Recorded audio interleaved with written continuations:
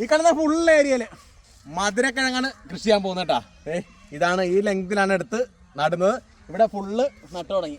ഏകദേശം ഒരു 100 മീറ്ററുള്ള വരമ്പാണ് ഇവിടെ നട്ടിരിക്കുന്നത് കേട്ടോ. ഇവിടെ ഫുള്ള് മിഷനറി ഉപയോഗിച്ച് വരമ്പെടുത്തിട്ടാണ് നടുന്നത്. ബേസ് വലായിട്ട് കോഴിക്കാഷ്ടാണ് ഇട്ട് കൊടുത്തിരിക്കുന്നത്. വരമ്പിന് ഹൈറ്റുള്ളത് നല്ല കേട്ടോ. കിഴങ്ങ് താഴേട്ട് സ്മൂത്തായിട്ട് ഇറങ്ങിപ്പോകാൻ ഏറ്റവും നല്ലതാണ്. നമുക്കല്ലേ ഈ ലൂസ് മണ്ണാണ് ഏറ്റവും നല്ലത്. നല്ല ഷേപ്പിൽ കായിട്ടു. നമ്മളിവിടെ ഇതേ കണ്ടതേ വരമ്പിൻ്റെ ലെങ്തിനനുസരിച്ച് ഇങ്ങനെ ചെറിയ പാത്തികളായിട്ട് അതിന് പൊളന്ന് വെക്കും. അതായത് ആദ്യം ഉണ്ടാകുന്ന കിഴങ്ങനാണ് ഏറ്റവും കൂടുതൽ സൈസ് ഉണ്ടാകുന്നത്. അപ്പോൾ അതേ ഇങ്ങനെ വട്ടം ഇങ്ങനെ വെച്ച് കൊടുക്കും. അതിൻ്റെ ഇലയും കണ്ടോ, ഇലയൊക്കെ മേൽഭാഗത്തുള്ള ഇല കാണാൻ രീതിയിൽ ഇങ്ങനെ മണ്ണ് വെച്ച് കൊടുത്താൽ മതിയാവും. കണ്ടോ, ഇത് ചെടികൾ തമ്മിലുള്ള ഡിസ്റ്റൻസ് കൊടുത്തിരിക്കുന്നത് ഏകദേശം ഒരു 10 സെൻറ്റിമീറ്ററാണ്.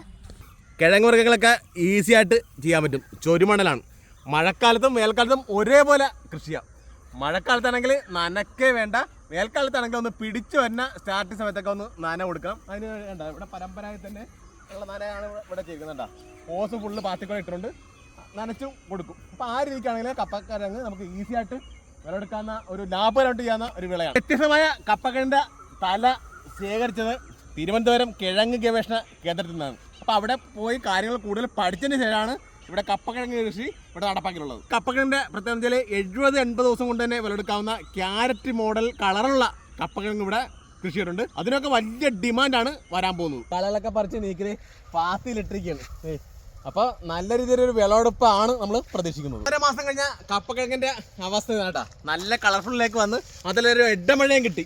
അപ്പോൾ അടിപൊളിയായിട്ട് വളർന്നു എന്ന് ഈ കപ്പക്കിഴങ്ങ് ചെറുവിരലിൻ്റെ വണ്ണത്തിലേക്ക് നന്നായിട്ട് ഓടി തുടങ്ങിയിട്ടുണ്ട്. ഇത് നല്ല ഇളക്കമുള്ള മണ്ണായതുകൊണ്ട് തന്നെ അനുകൂലമായ സാഹചര്യമാണുള്ളത്. കപ്പക്കിഴങ്ങ് അല്ലെങ്കിൽ മധുരക്കിഴങ്ങ്, ചീനിക്കിഴങ്ങ് പല പേരുകളാണ് ഇങ്ങനെ അറിയപ്പെടുന്നത്.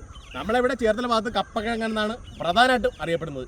ഈ കഴിഞ്ഞ 1 വർഷമായിട്ട് വലിയ ഡിമാൻഡാണ് ഉള്ളത്. എനിക്ക് തോന്നുന്നു ഷുഗർ പേഷ്യൻറ്റ് വരെ കഴിക്കാം എന്നുള്ളതാണ് ഇതിനെ ഏറ്റവും വലിയ പ്രിയങ്കരാക്കിയത്. അതിൽ കഴിഞ്ഞ വർഷത്തെ വില എടുത്ത് നോക്കിക്കഴിഞ്ഞാൽ 30 രൂപയ്ക്കും 60 രൂപയ്ക്കും ഇടക്കാണ് റീറ്റെയിൽ വില കിട്ടിക്കൊണ്ടിരിക്കുന്നത്. അത് തന്നെ ലാഭകരമായിട്ട് ചെയ്യാൻ പറ്റുകയാണ്. കാരണം എന്താ വെച്ചാൽ ഒരു 3-3.5 മാസം കൊണ്ട് തന്നെ കപ്പക്കിഴങ്ങ് ഈസി ആയിട്ട് വിളവെടുക്കാം. കാര്യമായിട്ട് പരിചരണം കൊടുക്കാൻ വേണ്ട. പക്ഷേ ഒരു വില്ലൻ അതിനകത്തുണ്ട്, കളകളാണ്. കണ്ടതേ ഈ ഫുള്ള് ഏരിയയിലും കളകൾ പിടിച്ചുടങ്ങി പരമ്പരാഗത രീതിയിലാണ് ഇത് കൃഷി ചെയ്യാൻ പറ്റുന്നത്. കേട്ടതേ ഇവിടെ 2-3 മോഡൽ സാധനങ്ങൾ ഇവിടെ ചെയ്തിട്ടുണ്ട്. മട്ടയിലുള്ളതും ഈ ഷേപ്പിലുള്ള ഇലയുള്ളതൊക്കെ കൃഷി ചെയ്തിട്ടുണ്ട്. ഇപ്പോൾ കളകൾ അത്യാവശ്യമായിട്ട് ഇപ്പം നീക്കം ചെയ്യേണ്ടിരിക്കണം. ഈ പൊങ്ങിയ കളകളൊക്കെ ഫുള്ള് പറിച്ച് മാറ്റി വേണ്ട മണ്ണൊക്കെ വെച്ച് കൊടുത്തിട്ടുണ്ട്. പിള്ളേരെ കൊണ്ട് മണ്ണ് വെപ്പിച്ചുള്ള ശേഷമുള്ള അവസ്ഥ ഇതാണ്. ഇപ്പോൾ നമ്മൾ ഫോളിയർ വളങ്ങൾ കൊടുക്കുന്നുണ്ട്. ഇപ്പോൾ ഓൾറെഡി ജൈവവളങ്ങളൊക്കെ ചേർത്ത് കൊടുത്ത് ഫോളിയർ വളങ്ങൾ 13.45 സ്പ്രേ ചെയ്ത് കൊടുക്കും. ഇച്ചിരി ചോട്ടിലും ആ വീഴുന്ന രീതിയിലാണ് സ്പ്രേ ചെയ്യുന്നത്. അപ്പോൾ അതുകൊണ്ട് തന്നെ നല്ല ഗ്രോത്തിലേക്ക് ഇപ്പോൾ വന്നിട്ടുണ്ട്. ഇപ്പോൾ കള പറിച്ച് കഴിഞ്ഞാൽ കപ്പക്കിഴങ്ങിൻ്റെ തൊട്ടായിട്ടാണ് കേട്ടോ. അത് വേണ്ട തേയിലേക്ക് ആണിപ്പം വന്നിരിക്കുന്നത്. കണ്ടേ നോക്കിയാൽ ഇപ്പം നല്ല ഈൽഡ് കിട്ടും. ഇതിപ്പോൾ നിലവിൽ 1.5 മാസം കഴിഞ്ഞ കപ്പക്കിഴങ്ങാണ്. ഇവിടെ നമ്മളിപ്പോൾ റെഡ് കപ്പക്കിഴങ്ങാണ് കൃഷി ചെയ്തിരിക്കുന്നത്. 3 വെറൈറ്റി കപ്പക്കിഴങ്ങ് ഇവിടെ കൃഷി ചെയ്തിട്ടുണ്ട്. അപ്പോൾ ഇതിൻ്റെ വിളവെടുപ്പ് വീഡിയോ ഒക്കെ ഉണ്ടാവും. അപ്പോൾ മറ്റൊരു വീഡിയോയിൽ മറ്റൊരു വിഷയമായിട്ട് വന്നേ. ബൈ.